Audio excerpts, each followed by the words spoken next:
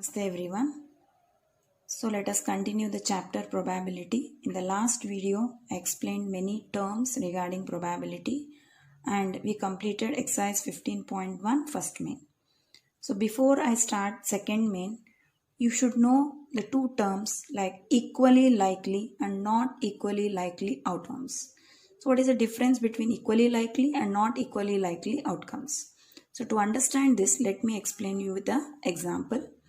Suppose a coin is thrown once. You know that every coin has two faces, one is head and one is tail. So every coin has one head and one tail.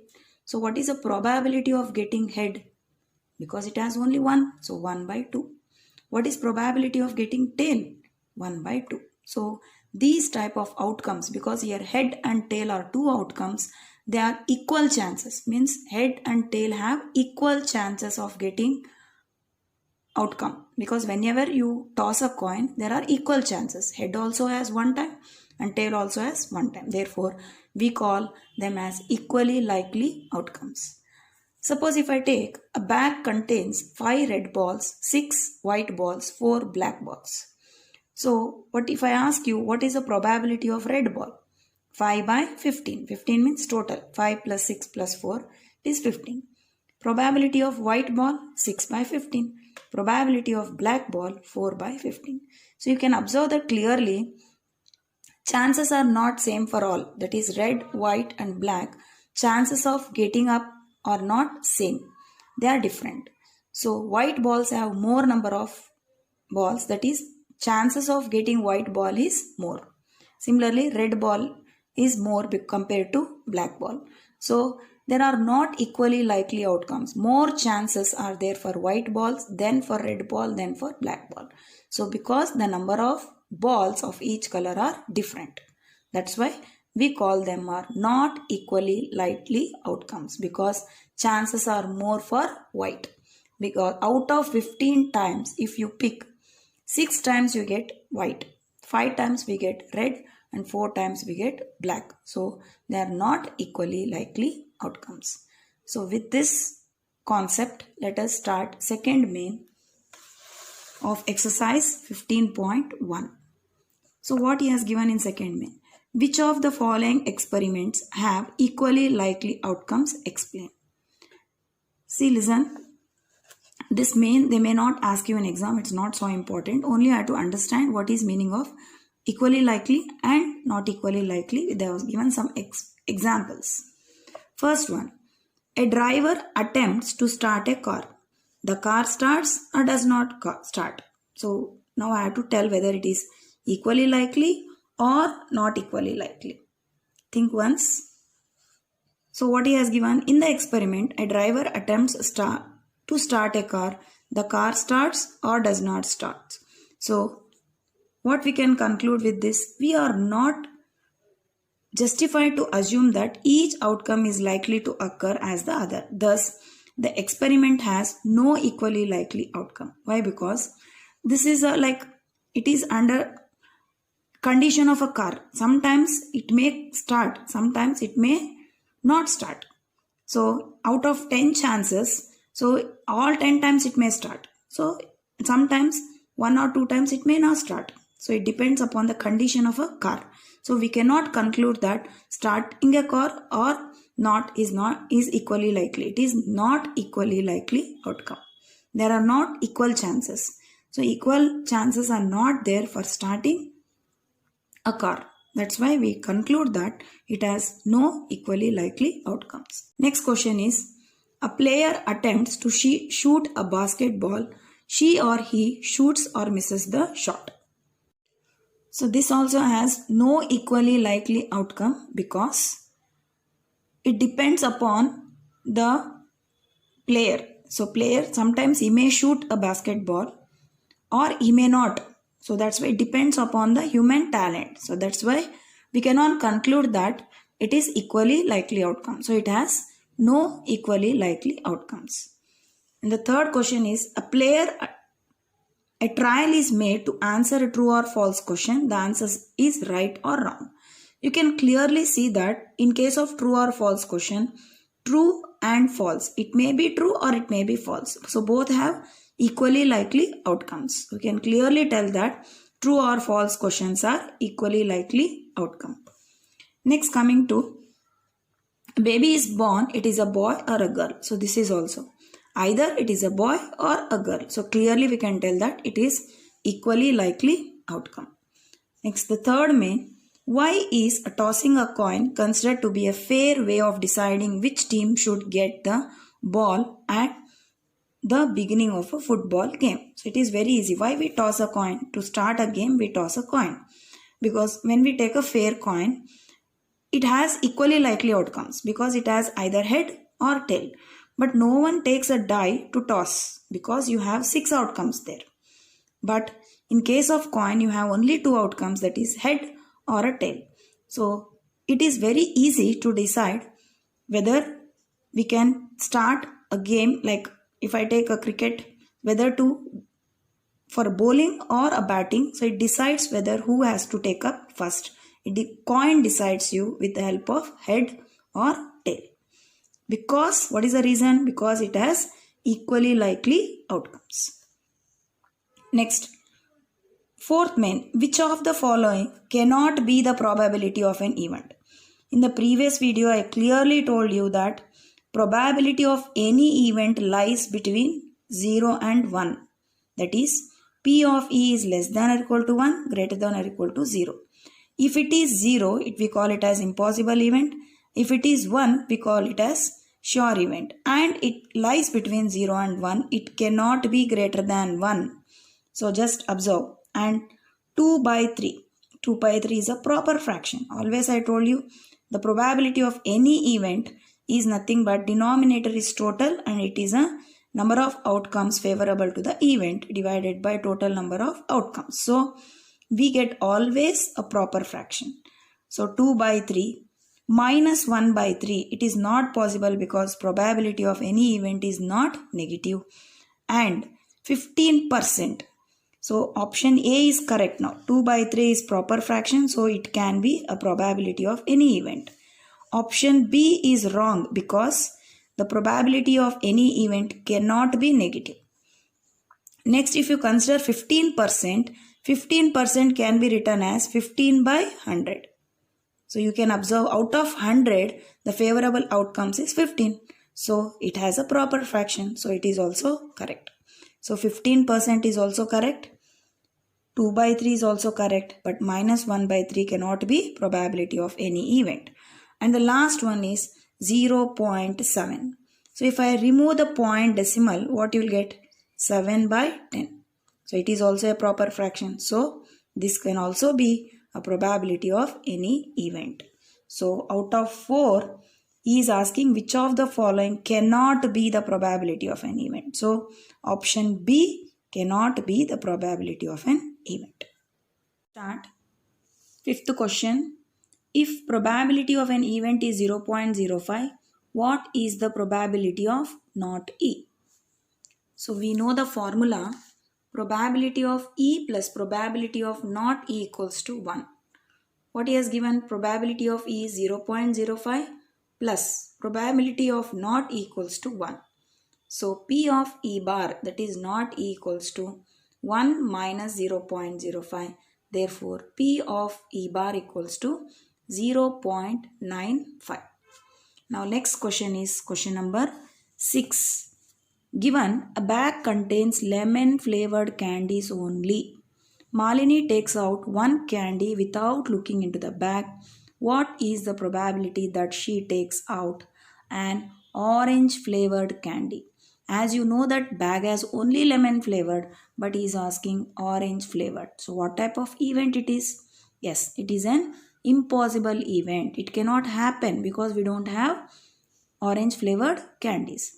And what will be the lemon flavored candy? Yes, it is sure event or certain event, that will be 1. Now let us answer this.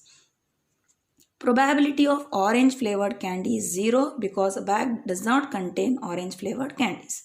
Probability of lemon flavored candy is 1. And as you know that in the question they have not mentioned number of candies, we are picking all the candies, that is understood. So it is nothing but sure event or certain event. The next question is question number 7. This also we are using the formula P of E plus P of not E. Given that in a group of 3 students, the probability of two students not having the same birthday is 0.992, means they are not celebrating the birthday on same day, that he has given 0.992. Then what is the probability that 2 students have the same birthday? So now given probability of 2 students have same birthday, that I have to find now. Given probability of 2 students not having same birthday is given 0.992. So with the help of this formula, we can find P of E plus P of E bar equals to 1. Not having same birthday is given 0.992. So probability of 2 students having the same birthday is 1 minus 0.992. That is P of E equal to 0.008. Now let us go with the next question. Question number 8. So what he has given? A bag contains 3 red balls and 5 black balls. A ball is drawn at random from the bag. What is the probability that the ball drawn is red? And that is second question, not red. Now let us start this question. Given number of red balls is 3, number of black balls is 5. So what is total number of balls? Always you have to take the total in any question. Total number of balls is 3 plus 5, that is 8. First question is asking probability of red ball. As you know, the probability of any event formula, numerator will be number of outcomes favorable to the event. Which is event here? Red ball. So how many balls are favorable to red ball? 3. 3 divided by total number of outcomes, that is 8. So probability of red ball equals to 3 by 8. Next, what is the probability of not red ball? Not red ball means we have another, other than red we have black, that is 5. 5 by 8. So probability of red ball is 3 by 8 and probability of not red ball is 5 by 8. And the next question is question number 9. They asked a box contains 5 red marbles, 8 white marbles and 4 green marbles. One marble is taken out of the box at random. What is the probability that the marble taken out will be red? First question. Second is white. And the third is not green. So listen children. In your textbook, exercise questions are very simple. So these, especially probability chapter, they may not ask you from the textbook. They'll ask different questions out of the textbooks. That also I am adding. Wherever I can add some extra questions in each questions, I am adding some extras that are very, very important, where you have not coming across with these type of questions in your textbook. So concentrate. In this sub question, you have only 3 sub questions. I am adding more questions here. So given number of red marbles is 5, number of white marbles is 8, number of green marbles is 4. So what is total number of marbles? Add it. 5 plus 8 plus 4, that is 17. The first question they asked very simple. Probability of red marble. So what is red? Red is 5. Total is 17. So 5 by 17. Next, probability of white marble. White, number of whites are 8 divided by total 17. Next, probability of not green ball. So just concentrate, not green marble. Not green means what? We have red and white. Red is also not green, white is also not green. Green means 4 by 17. Not green means the remaining 5 plus 8. So not green is 5 plus 8, that is 13 divided by 17. So these 3 questions they have given in the textbook, and I have added some more questions here. It's very, very important concept. Either or, neither nor is concept is very, very important. They'll ask you in the exam. So probability of either red or white marble. So first concentrate the word either or, neither nor. Either or means include. So you have to include both. That is meaning of either or. What is either or? We have to include. Whatever he is asking, you have to include. Include means add. Either red or white. So what is the meaning of that? We have to include these two, that is red and white. So either red, how many reds you have? 5. Or white, 5 plus 8, that is 13. 13 by 17. You can just observe these two questions. Answer is same.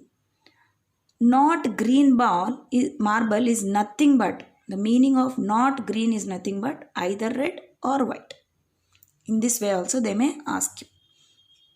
Next, neither red nor white. What is meaning of neither red nor white means you have to here exclude. Just concentrate. In this you have to exclude. Whenever he has given either or, include the question whatever he asked, and whenever they ask neither nor, we have to exclude. What is meaning of exclude here? Means you have to remove. Neither red nor white means we should not consider red, and also we should not consider white. Then what are remaining? Remaining are green. So 4 by 17. So I hope everyone understood. Either or means you have to add red and also you have to add white. So total you get 13 by 17. What is meaning of neither red nor white means you have to remove red and you have to remove white. So when I remove red and white here, what are remaining marbles? Green. So that only will be the answer. 4 by 17. So next question 10. Given a piggy bank contains 100 50 paise coins, 50 1 rupee coins, 20 2 rupee coins and 10 5 rupee coins. If it is equally likely that one of that coins will fall out when the bank is turned upside down, what is the probability that the coin will be 50 paise coin? And the second question is will not be rupees 5 coin. So now let us find the total. Given number of 50 paise coin 100, 1 rupee coin 50, 2 rupee coin 20, 5 rupee coin 10. So when you add total you will get 180 coins. The first question is probability of 50 paise coins. It's very simple question. How many 50 paise coins you have? Yes, 100. 100 by 180. So always write in simplest form. Cancel 0, 0 and you will get 2 5s are 2 9s. That is 5 by 9. Next question is probability will not be 5 rupee coin. Will not be 5 rupee coin means what? Leaving 5 rupee coin, we have to add remaining coins. So remaining 50 paise coins you have 100, 1 rupee 50, 2 rupee 20. We should not take 5 rupee because he has not given will not be 5 rupee coin. So remaining you can add 100 plus 50 plus 20, that is 170 by 180. Cancel, we get 17 by 8. So next question is a game of chance consists of spinning an arrow which comes to rest pointing at one of the numbers. You can see the spinning arrow. Here you have digits 1, 2, 3, 4 till 8. So and these are equally likely outcomes. What is the probability that it will point at? Concentrate children. These type of number questions you have to know the knowledge of odd number, even number, prime number, composite number, multiple or factor. So all these concepts they may ask in these number questions. So here he has asked 4 questions. The first question is probability of getting 8. The probability of getting, the total number of digits is 8. That is 1, 2, 3, 4, 5, 6, 7 and 8. And first question he asked probability of number 8. How many 8s you have here? Only 1 8. So what is the probability? 1 by 8. The second question is probability of an odd number. Just you look at it. What are odd numbers? Odd numbers which are not divisible by 2. So 1, 3, 5 and 7. So total you have 4 odd numbers, that is 1, 3, 5, 7, and total number of digits is 8. So the probability of odd number is 4 by 8, that is 1 by 2. The next question is probability of number greater than 2. Just look at it. Number greater than 2, what you will get? 3, 4, 5, 6, 7, 8. So how many? Total 6. So probability of number greater than 2. So numbers which are favored to this event are 6 digits. 6 by 8. That is 3 by 4. And next question. Probability of number less than 9. You can see all are less than 9. 1, 2, 3, 4, 5, 6, 7, 8. All are less than 9 only.